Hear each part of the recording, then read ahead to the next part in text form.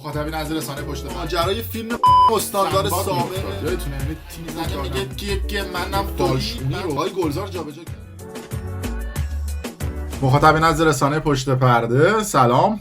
بنده امین فردین، خوشحالم که به همراه تیمم بار دیگه با یک برنامه پشت پرده دیگه با شما هستیم. امروز قصد داریم که راجع به طویله مجلس شورای اسلامی با شما صحبت بکنیم. یعنی من دیگه نمیتونم واژه‌ای بهتر از طویله و مرکز دزدی با شما صحبت بکنم. به جای اینکه مجلس شورای اسلامی مرکز قانونگذاری باشه، اونجوری که مسئولین امنیتی و نظارتی ایران میگن، این مجلس دزدی شده تا مجلس تصویب قانون. حالا جلوتر هم با سند و مدرک بهتون میگم، فکر نکنید حالا ما خارج از کشوریم داریم به اینا میگیم دزد و اینا چنان ضدشونیم. نه، خودشون داخل خودشون دارن میگن اینا دزدن.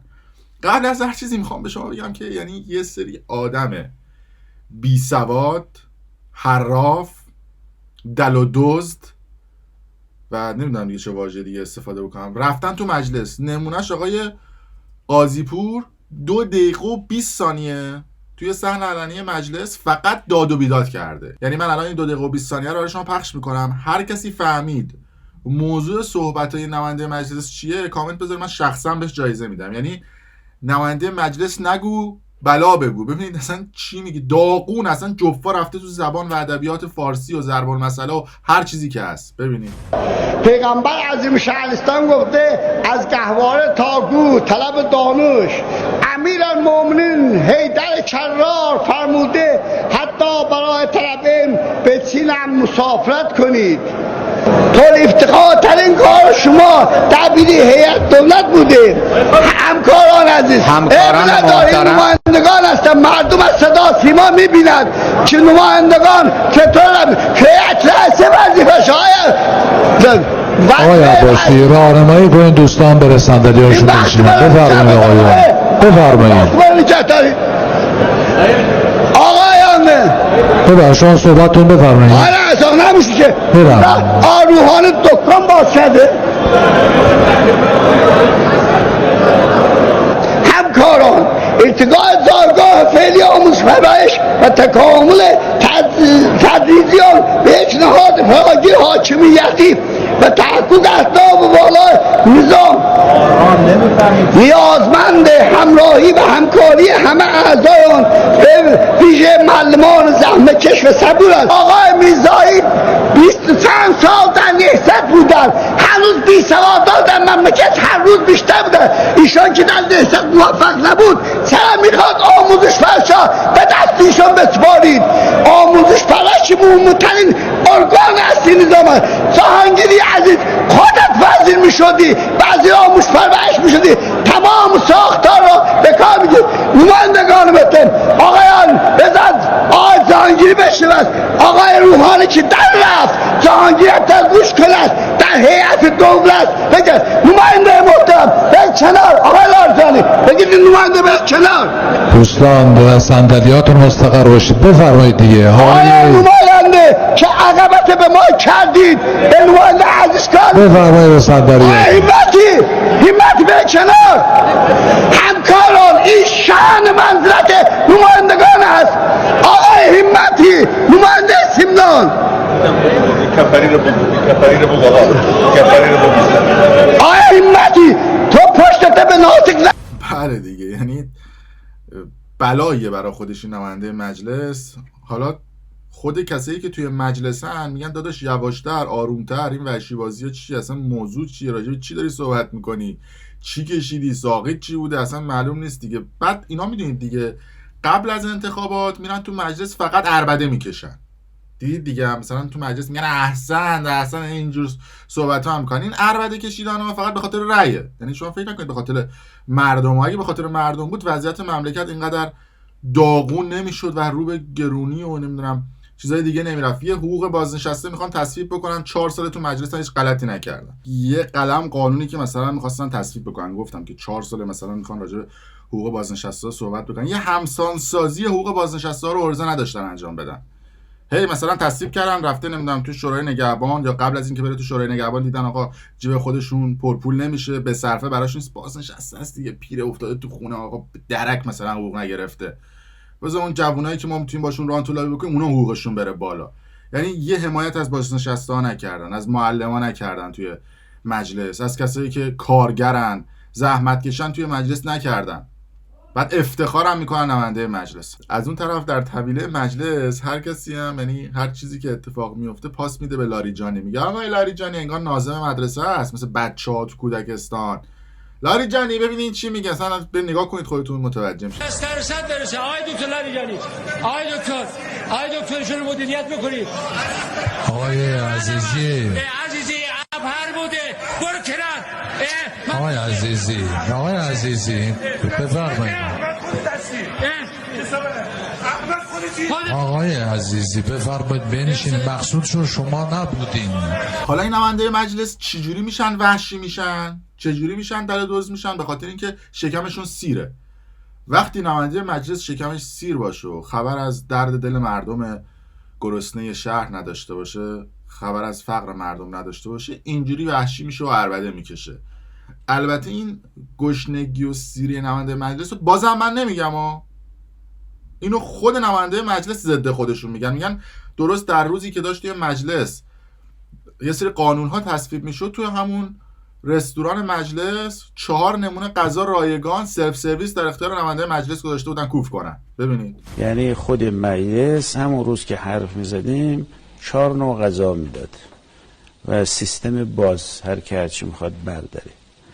این حاکم وقتی شکمش پره اصلا فکر گرسنه نیست و حقم نداره از عدالت دفاع کنه، چون خودش تبعیض رو ترویج میکنه. دوم این که ما عرضه نداریم نظارت کنیم. من همیشه مجلس را زیر 10 نمره دادم در نظارت. بعد این دامادصاحب نماینده مجلس اصلا شکم سیری ندارن که، فیلماشون که با زن و دخترها یکی یکی میاد بیرون دیدید، دل و دزدیاشون هم داره میاد بیرون. بعد دیروزی که از مسئولین شورای نگهبان صحبت کرده، گفته که 247 نفر از نماینده مجلس فعلی ثبت نام کردن برای دور بعدی، 90 تاشون رد صلاحیت شدن که از این 90 تا همشون هم مشکلات مالی و رانتی داشتن. یعنی 1/3 این مجلس دل و دزدن. اینو شورای نگهبان میگه، نه رسانه‌های خارج از کشور میگن، نه اون کسایی که میخوان امام انقلاب به خطر بندازن. شورای نگهبان میگه از 247 نفری که ثبت نام کردن در مجلس 90 تاشون دل و دزدن و صلاحیتشون تایید نشه. یعنی شما ببینید چقدر این مجلس داغونه که یه مش دل و دزد به صورت لیستی رفتن بهشون رأی دادن، رفتن تو مجلس. رأی گرفتنشون هم خب دیدید دیگه، غذا میدن و یه نوشابه میدن به یه سری آدمی که لنگ نون شبن، یا رأی‌ها رو میرن میخرن، اینجوری رأی میگیرن میرن مجلس دل و دزدی میکنن. ببینید صحبت مسئولین شورای نگهبان رو که میگن 90 نفر رد صلاحیت شدن. بازم تاکید میکنم ما نمیگیم، خود مسئولین تو ایران میگن دل و دزدن این نماینده مجلس. نگاه کنید. اولا از اون تعدادی که حدود فکر میکنم 240 اندی ثبت نام کردن، مستحضر هستید که یه تعدادی ثبت نام نکردن. از اون رقم 240 فکر میکنم 4 نفری هستن یا 47 نفری که ثبت نام کردن، ما حدود 90 نفر رو نتونستیم صلاحیتشون رو تایید بکنیم در این مرحله که خب بیشترش عرض کردم جرایم مالی و اقتصادی و سوء استفاده های مالی و اینها بوده که به خودشون هم اعلام شده است. برخی از اینها تو همین فاصله اومدن، ما توضیحات لازم رو خدمتشون ارائه کردیم. کارشناس مربوطه بوده، گاهی اوقات خود من بودم، سایر اعضای محترم شورای نگهبان. ملاقات‌هایی هم صورت گرفته، در آینده هم طبیعتاً این ملاقات‌ها ادامه خواهد داشت برای افراد و تلاش می‌کنیم که واقعاً نسبت به افراد و مثلا افرادی که قبلا تایید صلاحیت داشتن مستندات قوی داشته باشیم. اگر ما مستنداتمون خدای نکرده ضعیف باشه، حق با افراد هستش که ثبت نام کردن و خیلی ما اصراری در این جهت نداریم. ضمن اینکه این را هم عرض میکنم که این مرحله در واقع در حوزه شورای نگهبان و هیئت‌های نظارت مرحله اول هستش، مرحله قطعی نیست، مرحله است که هیئت‌های نظارت استانی اعلام نظر کردن و مرحله دوم مرحله شورای نگهبان هستش. ممکنه این آرای هیئت مرکزی و هیئت‌های نظارت استانی هم تغییر پیدا بکنه که طبیعتاً اون موقع این عددهایی که من خدمتتون عرض کردم مثلا 90 نفر بودن از نماینده مجلس ممکنه کاهش افزایش هم پیدا بکنه.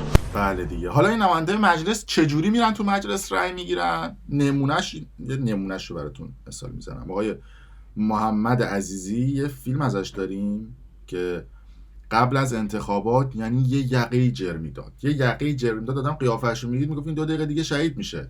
اینقدر این آدم خودشو پاک و معصوم و مطهر نشون میداد. رأی رو گرفت، رفت تو مجلس به جرم اختلاس. مسئولان امنیتی ایران چند ماه گرفتن بازداشتش کردن. نمیدونم اختلاس سایپا بود، ایران خودرو بود، چی بود، به عنوان دلادوس. حالا همچنان هم با قید وثیقه بیرون نتونسته وثیقه‌های لازم رو هم برای تمدید بیرون بودنش تامین بکنه. گویا میخوان با لگد دوباره بکننش تو بازداشت. بریم این صحبت‌های آقای محمد عزیزی هم بشنویم. از هیچ باک ندارم تا آخر انتخابات هم وایسادم. این زمانیه که یک جوون باید بره به مجلس. اگر تکلیف بذارید جوون بره این تکلیف رو انجام بده. اگر وظیفه شرعی بذارید یک جوون وضعیت شرعی رو انجام بده. من از همه شما یا علی میخوام جوونای ابهری، جوونای خرمدره‌ای، جوونهای ساین ننوهیدج و سلطانیه یا علی بگی. بله این نماینده مجلس اصلا اعجوبه این برای خودشون. نماینده مجلسی که باید قانون درست حسابی تصویب بکنن که شرایط مردم و مملکت از حال و روز داغون الانش مقدار بهتر بشه. قانون زیادی هم که نمیبینیم توی مجلس تصویب بکنن. همه میرن تو مجلس مثلا میگه تو چند تا دوست دختر داری، میگه 10 تا، میگه 2 تاشو به من پاس بدونه، که میگه خب اگه گرفتنمون چی، میگه مشکلی نداره، اسلام میگه صیغه کریم، میگن اوکی اگه گرفتن. یعنی صحبتاشون تو هولوش شکم و زیر پایینه، یعنی اصلا مشکلات مردم براشون مهم نیست. که از اون طرف هر کسی هم بیاد اعتراض بکنه، نماینده مجلس بازم نگاه کنید اینو من نمیگم و خودشون میگن اون کسایی که اعتراض میکنن و میرن تو خیابون بچهای پایین شهرن و نمیدونم بدبخت بیچارهن و نمیدونم مال جناح رقیبن و اونا رأیاشون مثلا افت پیدا میکنه و این. یعنی شما ببینید یعنی سطح سواد و عقل اندازه فندق. نگاه کنید. اعتراضات معمولا در حواشی شهرهای بزرگ و در مناطقی که مردم از برخورداری مالی کمتری بهره مند هستن اتفاق افتاده. بله دیگه. یعنی حالا این نماینده مجلسی که میگه بقیه بدبختن و مال پایین شهرن و نمیدونم گدان و نمیدونم، حالا از این واژه که استفاده نمیکنه، تو همین مایه هست دیگه. خود نماینده مجلس دوباره ور میدارن خودشون مصاحبه میکنن، بازم اینو خودشون میگن، من تاکید میکنم، میگن یه عده قبل انقلاب مستاجر بودن تو قم، بعد از انقلاب الان خونه دارن تو نیاوران در حد 2000 متر. از مولامون امیرالمومنین علیه السلام عرض میکنم، فرمودن اموالی وقتی به حکومت رسیدن گفتن اموالی که شما از حکومت بردید اگه کابین زنان تو باشه برمیگردن، دادگاه تشکیل نمیده. درسته؟